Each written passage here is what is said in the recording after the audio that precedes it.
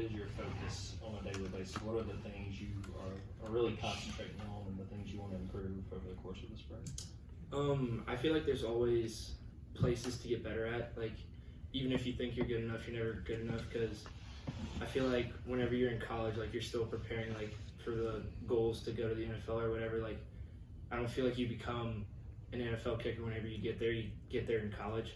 So working towards that goal every day to try to get better, whether it's mindset, technique, any of that, I feel like it's really important to always try to improve little by little every day to help the team too. Hey, I was wondering if you remember what you're feeling the first time you walked on the field to try a field goal for Georgia, what the butterflies were like that first time. And it's kind of, you talk about the journey to where you are right now. Kind of compare that to kind of where you are right now whenever you go to the line to say kick a 50-yard field goal game on the line.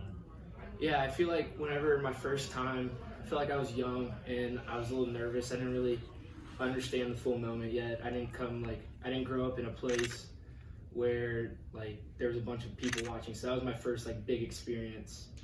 But I feel like once I fixed like my mindset, I stopped getting nervous about it, and I feel like it's really helped me to improve throughout my career. How did you fix the mindset? How did you go about doing that? Did a lot of work with the sports psychologist, kind of like becoming more confident within myself and my ability to do it.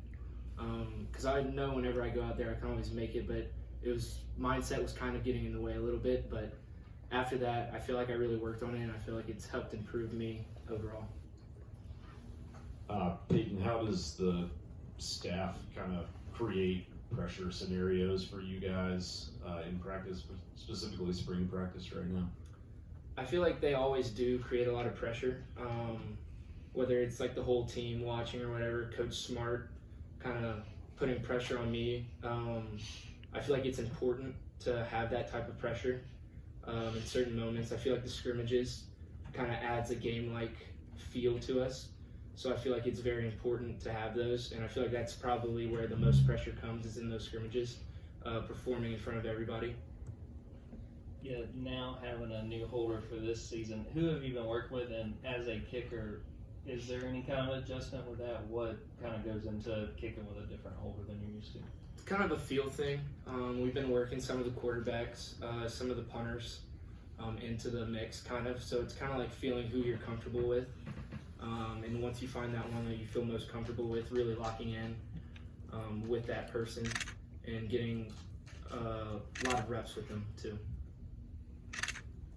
When you talk about wanting to become an NFL kicker, I guess at the college level, get your game there, what does that mean in terms of what do you need to do to show the next level that you're that caliber?